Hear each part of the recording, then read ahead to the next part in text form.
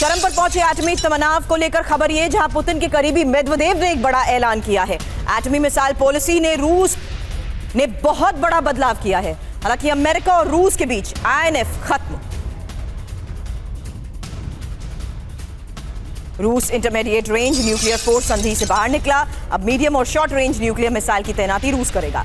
रूस में मीडियम और शॉर्ट रेंज न्यूक्लियर मिसाइल की तैनाती पर रोक नहीं। हालांकि INF पॉलिसी बदलने के बाद क्रेमलिन की चेतावनी को लेकर ही एक बहुत बड़ी खबर सामने आई है। ये INF पॉलिसी आखिर है क्या, ये डिटेल भी आपके सामने रखूंगी, लेकिन उससे पहले फिलहाल एक बहुत बड़ी चेतावनी, जहां INF पॉलिसी क्या है ये भी आपको बताएंगे। उससे पहले ये खबर है INF पॉलिसी बदलने के बाद क्रेमलिन की चेतावनी को लेकर, जहां रूस आगे कई और बड़े फैसले लेगा। रूस ने कहा फैसला अमेरिका और नेटो की रूस विरोधी नीति का नतीजा है।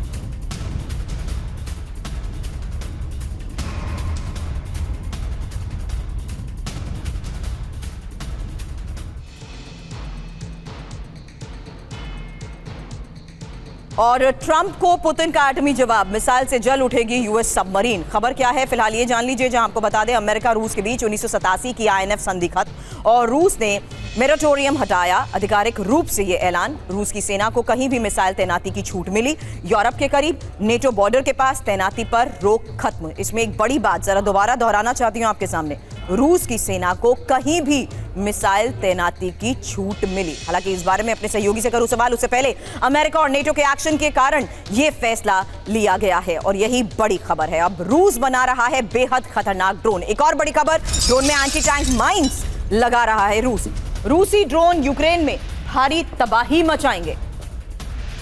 हालांकि लगातार इस फ्रंट पर किस तरीके से ड्रोन्स के जरिए अलग अलग लोकेशंस को टारगेट करते हुए बड़ी तबाही मचाई गई, लेकिन अब ऐसे में ड्रोन्स को लेकर, ड्रोन में एंटी टैंक माइंस रूस लगा रहा है। यही एक और बहुत बड़ी खबर है, जिससे साफ है कि किस तरीके से रूस इन ड्रोन्स को और ज्यादा खतरनाक बना रहा है।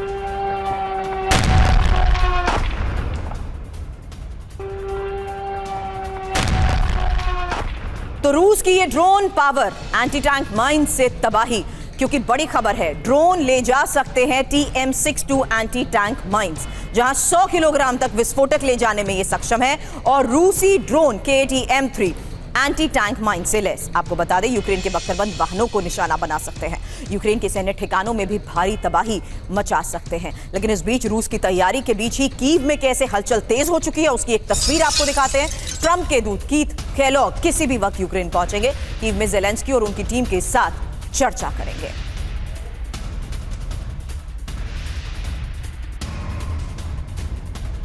एक तरफ रूस की तैयारी, वहीं कीव में हलचल तेज। और यूक्रेन के लिए अमेरिका और नेटो के बीच जंगी केमिस्ट्री। आपको बता दें नेटो में अमेरिकी राजदूत ने कहा आने वाले हफ्तों में कई घोषणाएं होंगी, और विक्टेकर ने कहा हथियारों की सप्लाई में और तेजी आएगी।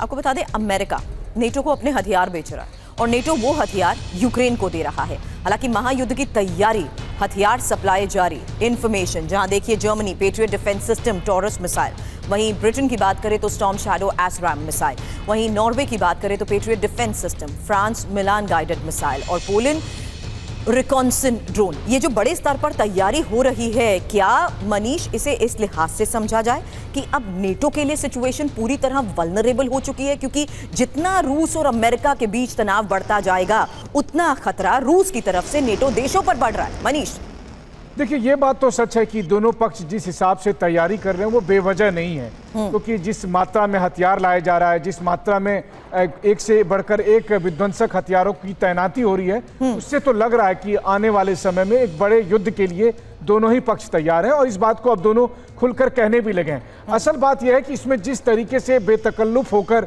न्यूक्लियर हथियारों तक का इनको इस्तेमाल की धमकी दी जा रही है, मसलन प्रेसिडेंट ट्रंप ने 2 न्यूक्लियर सबमरीन को वहां पर डिप्लॉय कर दिया।